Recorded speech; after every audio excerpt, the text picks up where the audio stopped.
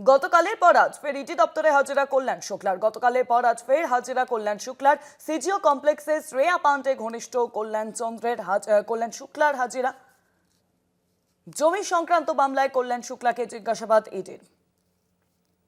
গতকাল তাকে তলব করা হয়েছিল, আজ ফের তাকে তলব করা হয়েছে এনফোর্সমেন্ট ডাইরেক্টরেটের তরফে সিজিও কমপ্লেক্সে। ইতিমধ্যেই হাজিরার জন্য উপস্থিত হয়েছেন কল্যাণ শুক্লা। ফের ইডি দপ্তরে হাজিরা কল্যাণ শুক্লার। জানাবেন এ বিষয়ে বিস্তারিত ফোন লাইনের সঙ্গে রয়েছেন প্রতিনিধি শাকিল বস্তাক। শাকিল, গতকালের পর আজও সল্টলেক সিজিও কমপ্লেক্সে ডিজি দপ্তরে আসলেন তৃণমূল নেত্রী শ্রেয়া পান্ডের বিশেষ বন্ধু কল্যাণ শুক্লা। মূলত গতকালকে তাকে দীর্ঘক্ষণ জিজ্ঞাসাবাদ করে ইডির তদন্তকারী অফিসাররা এবং আজকেও তিনি কিন্তু হাজিরা দিলেন। এবং কল্যাণ শুক্লার হাতে কিন্তু বেশ কিছু নথিও দেখা গেছে। ইতিমধ্যে তিনি কিন্তু সিজিও কমপ্লেক্সে ডিজি দপ্তরের মধ্যে ঢুকেছেন।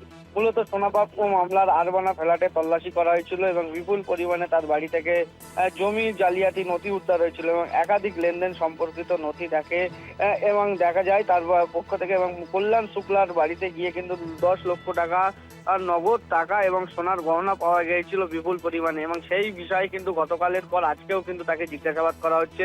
ইতিমধ্যে তার হাতে বেশ কিছু নথি আছে, সেই সব নথির সূত্র ধরেই কিন্তু জিজ্ঞাসাবাদ করা হতে পারে বলে মনে করা হচ্ছে।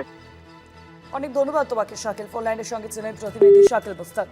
গতকালের পর ফের আজ কল্যাণ শুক্লাকে তলব করা হয়েছে। ইতিমধ্যেই তিনি ইডি দপ্তরে পৌঁছে গেছেন সিজিও কমপ্লেক্সের।